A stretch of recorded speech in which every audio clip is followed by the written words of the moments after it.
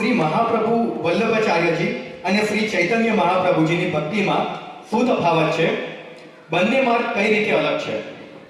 એટલે ક્યારે પણ મહાપુરુષોને કમ્પેર ન કરી શકાય, તફાવત ન કરી શકાય.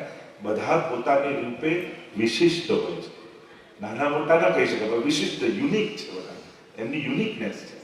તો એમને જે સંકીર્તન અને નામ આરાધનાનો પ્રકારની મહત્તા જે આપી અને નામ આશ્રય ઉપર એમને અતિશય, વલ્લભાચાર્ય મહાપ્રભુ છે ને ચૈતન્ય મહાપ્રભુમાં બહુ સ્નેહ છે. ઘણી વાર એમની મુલાકાત થઈ છે અને એવા પ્રસંગો આપણે વાર્તા સાહિત્યમાં ઉપલબ્ધ છે.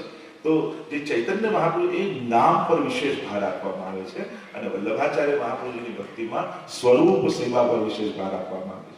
એટલે કે એક વિરહની ભક્તિ, એક સંયોગની ભક્તિ છે કે આપણે ત્યાં સ્વરૂપ આસક્તિ, સ્વરૂપ નિષ્ઠા, સ્વરૂપ સેવા ઉપર વિશેષ ભાર છે. અને ત્યાં જે ગૌડીય મત જે આપણે કહીએ છીએ એ ગૌડીય મત અનુસાર જે નામ સંકીર્તન, નામ આરાધના ઉપર વિશેષ ભાર એ રીતે આપવામાં આવે છે. ને આપણે ત્યાં આખા જે પ્રકાર છે તામસ, રાજસ, સાત્વિક, નિર્ગુણ, એ ભક્તિ માર્ગના વિશિષ્ટ પ્રકારને કારણે અંતર્ગત ભેદ માનવામાં આવે છે. પણ જ્યાં જે પરંપરાથી જોડાયેલા હોય એને ગુરુ આજ્ઞા પ્રમાણે એ પ્રકારની ભક્તિ કરવી જોઈએ. દરેક પુષ્ટિ માર્ગની હવેલીમાં હાથી બ્લુ કલરનો હોય છે, તો તેની પાછળ કારણ શું છે? એવું નથી હોતું બ્લુ કલરનું. એ તો નાથક દ્વારા શૈલી છે. તો નાથક દ્વારામાં ખાલી હાથી જે ચિત્રે છે તે બ્લુ રંગનો હોય છે. તો એટલા માટે આપણે ત્યાં એ પરંપરા, એની પાછળ કોઈ એવી બ્લુ રંગની એવી ભાવના નથી. પણ એનો ભાવ એ પણ વિચાર શકાય કે ઠાકોરજીને પણ ઘણી બધી જગ્યાએ હાથીના ચાલની ઉપમા આપવામાં આવી છે કે ગજગતિ ચાલ ચલે શ્રીવલ્લભ મૂળ પુરુષમાં વ્રજ યુવતી સતસંગે હરિ ખેલની અષ્ટપદી ગાઈએ, એમાં પણ હરિ હાથીની જેમ એનો ઉલ્લેખ ભગવાન માટે કરવામાં આવે છે.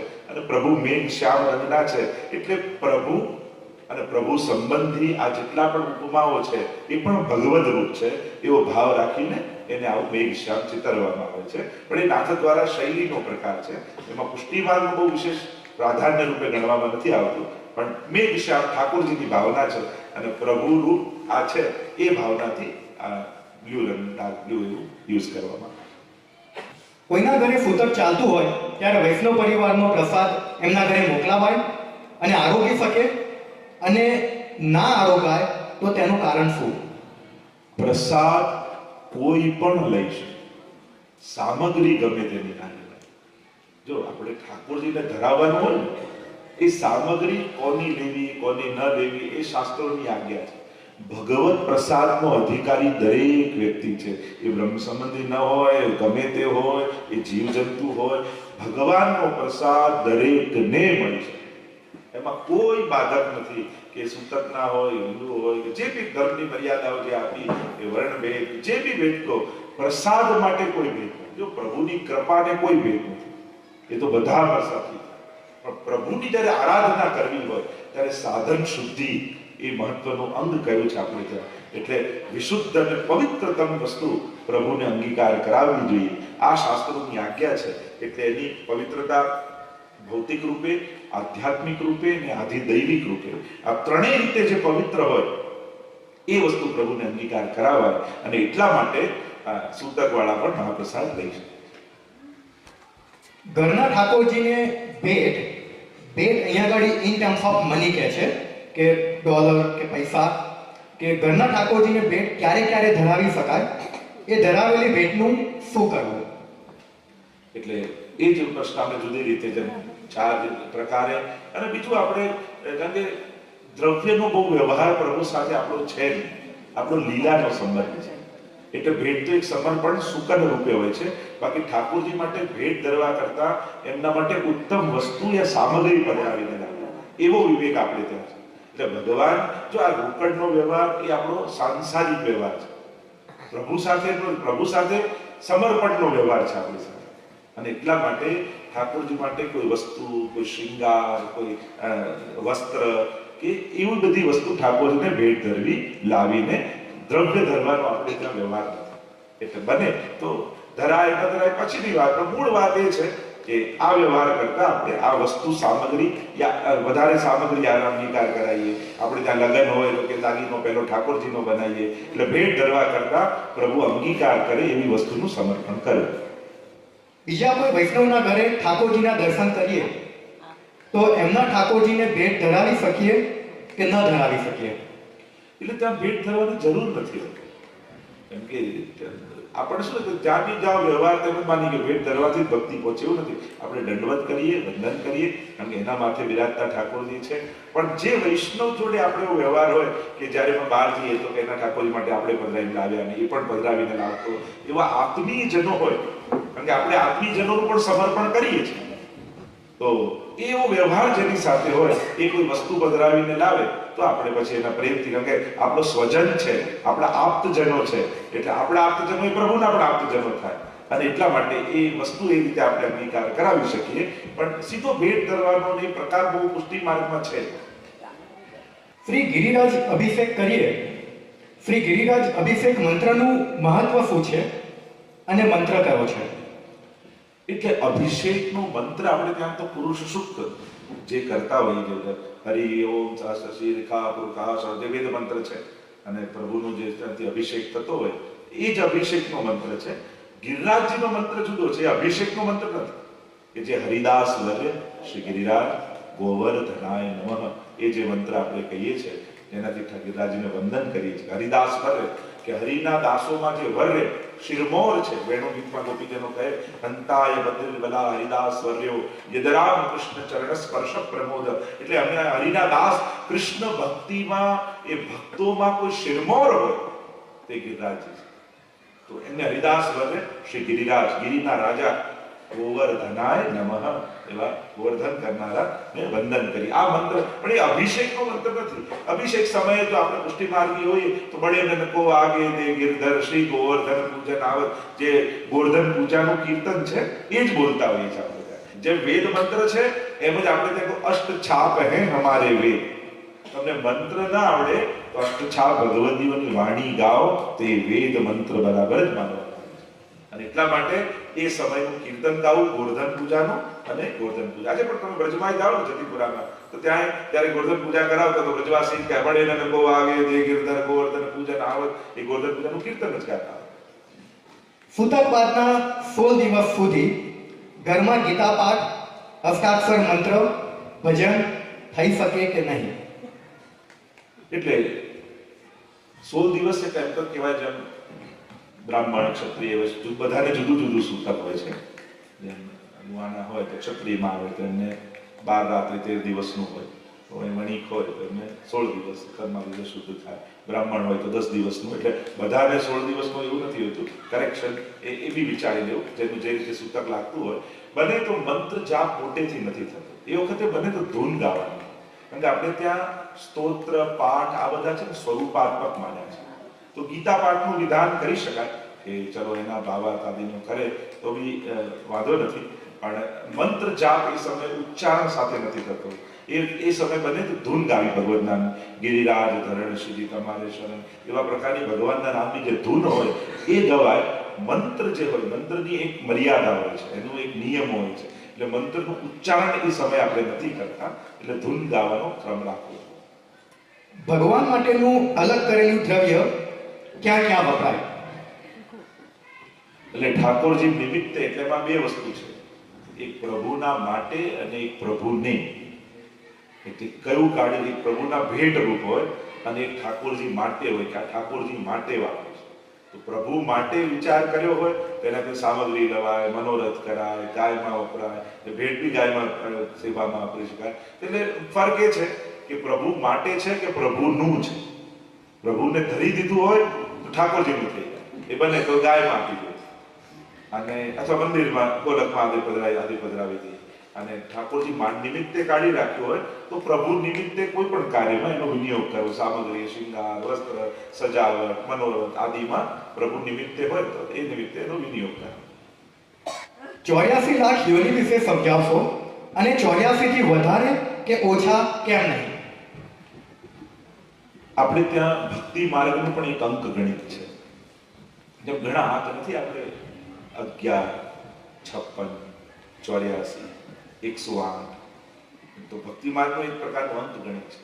એટલે આ તો 84 કેમ, લક્ષ યોની જેને કહેવામાં આવી કે ભગવાને આવી 84 લાખ યોની પ્રગટ કરી છે એમ કહ્યું. એટલે પ્રભુનું સર્જન જ 84 લાખનું છે અને એટલા માટે એનું રીઝન એ ભગવદ ઈચ્છા કહેવાય. ઠાકોરજીની ઈચ્છાથી 84 લાખ યોનિઓ થઈ. એની પાછળ ભાવના આપણે બાકી બધાનો વિચાર કરી શકાય કે આ કેમ 56 કેમ 84, એની ઘણી બધી ભાવના થાય, પણ આ કેમ પ્રગટ થઈ તો ભગવદ ઈચ્છાથી 84 લાખ યોનિઓ થઈ.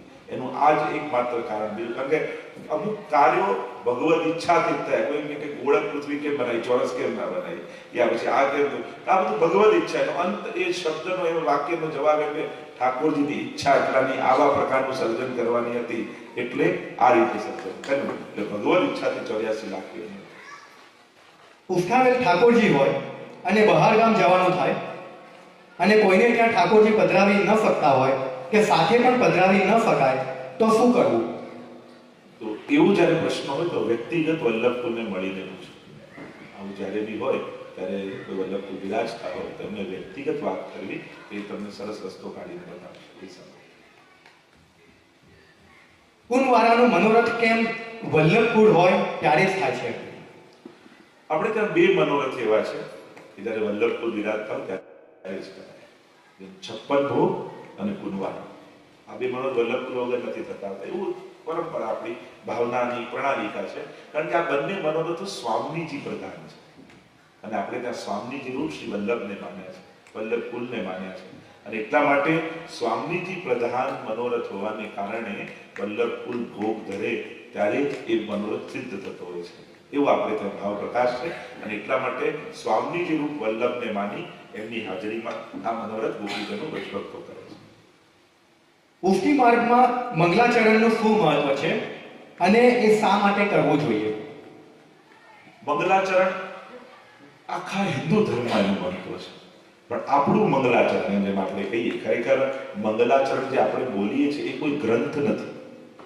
એ જુદા જુદા ગ્રંથોમાં આચાર્યો જ્યારે ટીકા લખી ત્યારે એ મંગલાચરણના જુદા જુદા શ્લોકો લખેલા છે. જેમ ચિંતા સંતાન હંતારો આ બધા શ્લોક છે ને, તો એ નવરત્નની ટીકાના મંગલાચરણ છે, ગુસાઈજી લખ્યું.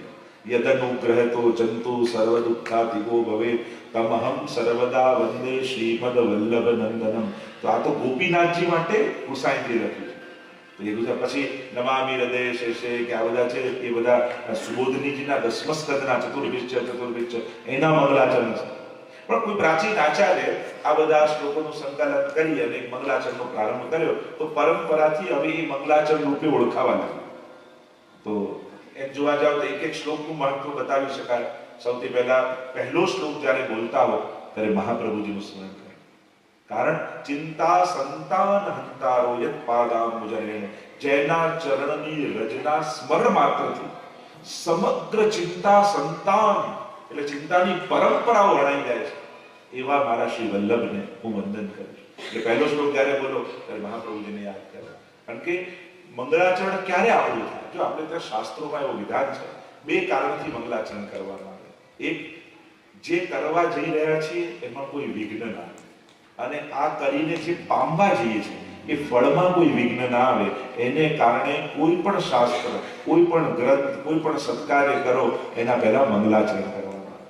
મંગલાચરણ એટલે પ્રભુનું સ્મરણ કરવામાં આવે. શાસ્ત્રોમાં સંસ્કૃત સાહિત્યમાં 3 પ્રકારના મંગલાચરણ કયા છે: નમસ્કારાત્મક, આશીર્વાદાત્મક અને વસ્તુ નિર્દેશાત્મક.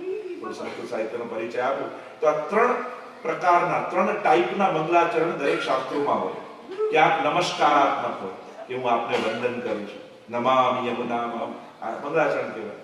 યા નમામિ હૃદય છે મંગલાચરણ નમન કર્યું. ક્યાંક આશીર્વાદાત્મક, પોતે આશીર્વાદ માંગ્યા હોય કે અમને એવા આશીર્વાદ આપો, અમને આવી આકાંક્ષા છે, આશીર્વાદની યાચના હોય.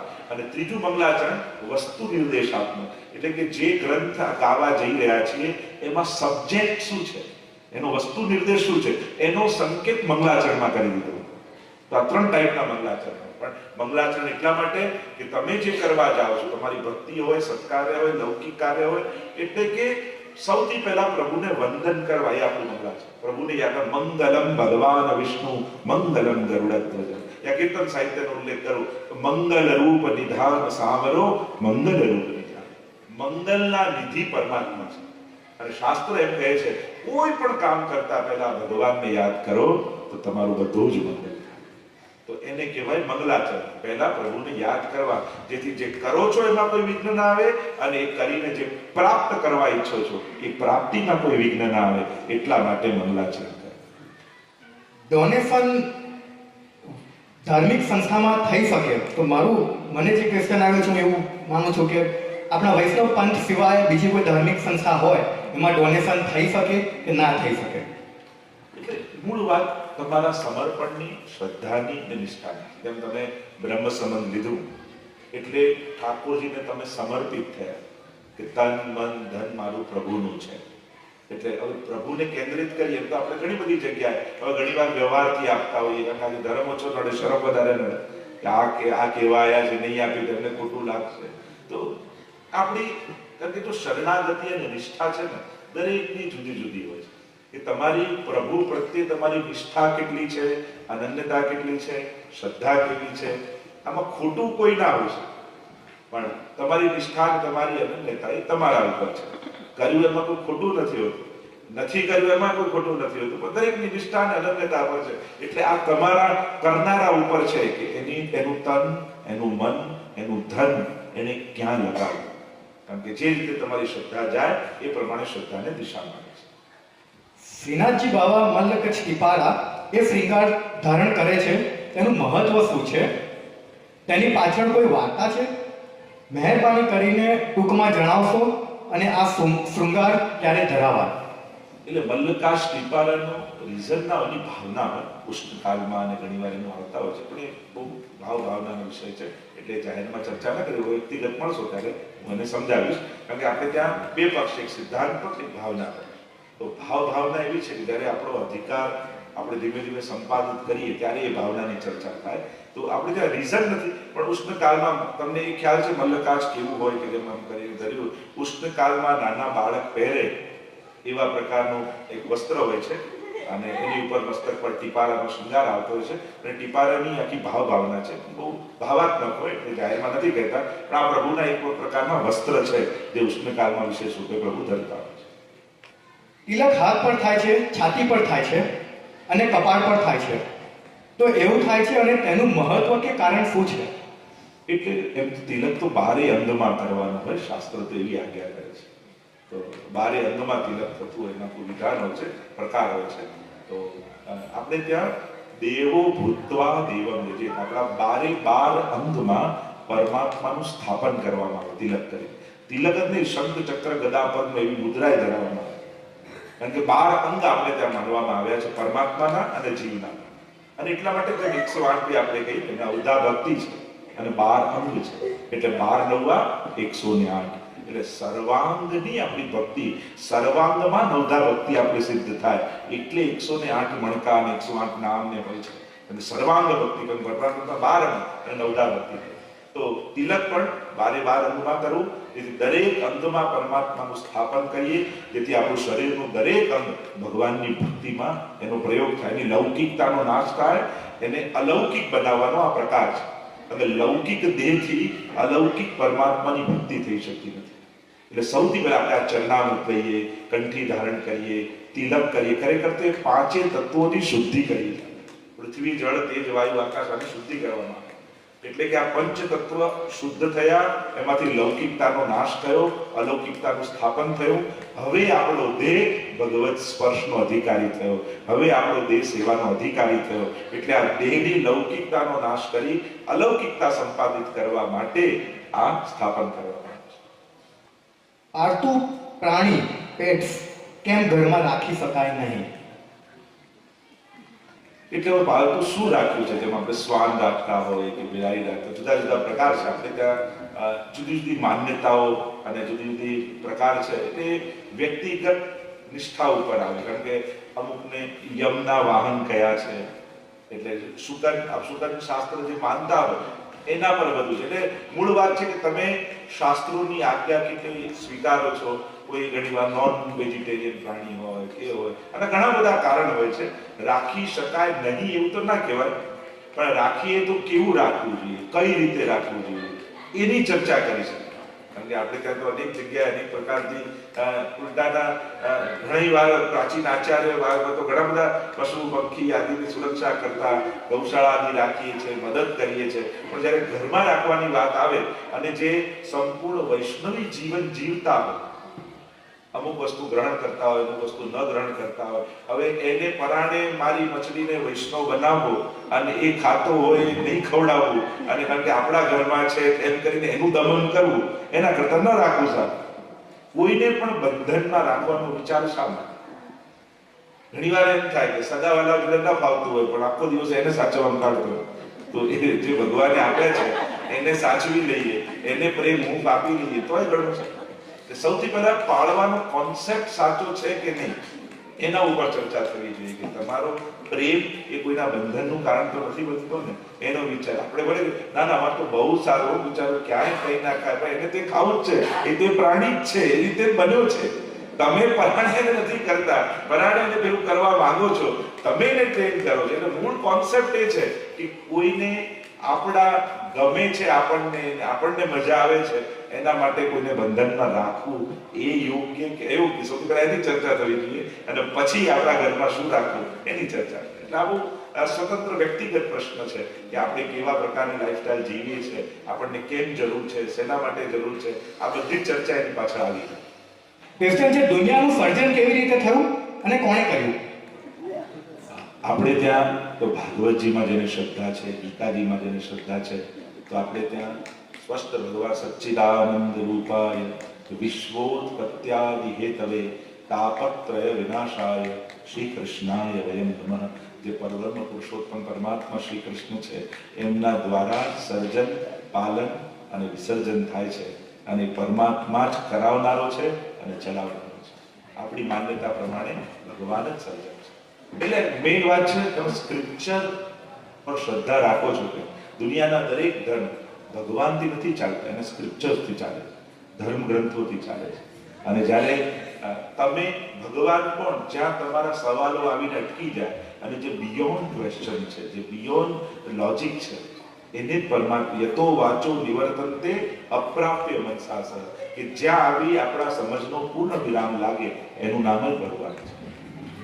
અમુક પાઠ જેનું મિનિંગ ખબર હોતી નથી તેમ છતાં કરતા રહીએ છે, તો તેનું ફળ પ્રાપ્ત થાય ખરું? દવામાં કન્ટેન્ટ ખબર ન હોય છતાં ખાઈએ તો રોગ જાય છે. આ ભગવદ નામ પણ ઔષધિ ભવૌષધા છોત્ર મનોવિરામા તૌત્તમ શ્લોક ગુણાનુવાદા તુમાન વિરજ્યેત વિના પશુના. ભાગવતજીના દશમ સ્કંદના પ્રારંભમાં જ કહ્યું આ ભગવાનનું નામ એ ભવૌષધિ છે, આ ભવ રોગને દૂર કરનારી ઔષધિ છે. અને એટલા માટે ભલે ખબર નથી પણ પાઠને ખબર છે, ભગવાનને ખબર છે કે આ કરી રહ્યો છે. એટલે ભાગવતજીમાં પણ અજામિલનું આખ્યાન આવે છે ત્યારે એમાં કહ્યું અજ્ઞાનાદ અથવા જ્ઞાનાદ ઉત્તમ શ્લોક નામ યત સંકીર્તિતમ અગમ પુરુષો દહે વેદો યથાનલ. ભગવાનનું નામ અગ્નિ જેવું છે. અગ્નિમાં જાણતા લાકડું નાખો કે અજાણતા પડી જાય, અગ્નિ તો બાળી જાય. ભગવત નામ પણ એવું જ છે. ભાય ઉભાય અનકાલસહુ મા તુલસીદાસજી માનસમાં કહે મહાપ્રભુજી કે ભક્ત દ્રોહે ભક્ત્યા ભાવે ભક્તિશ્ચાતિક્રમે કૃતે અશક્ય વા સુશક્ય વા સર્વથા શરણમ હરિ. ભક્તિના અભાવમાં કરો, સમજમાં કરો, ગેરસમજમાં કરો, ભગવદ નામ ક્યારે પણ લીધેલું નકામું જતું નથી. એટલે અભાવે પણ કરો, ફોર્સથી કરાવો, પ્રેમથી કરાવો, સમજીને કરો, ગેરસમજમાં કરો, ભગવાનનું નામ ક્યારેય ફરી. ઉલટા સુલટા વાવીએ જો ખેતી મેં બીજ. જેમ ખેતરમાં બીજ પેલો ખેડૂત નાખતો હોય કે સીધા કરી નથી નાખતો, તાવડાવડા જેમ પણ નાખે પણ ઉગે છે તો સીધું જ. એમ ભગવાનનું નામ ઊંધું વાવો કે સીધું વાવો એ ઉગે તો સીધું જ છે, એ ક્યારેય નકામું નથી. એટલે અભાવે પણ ભગવાન નામ લેવું.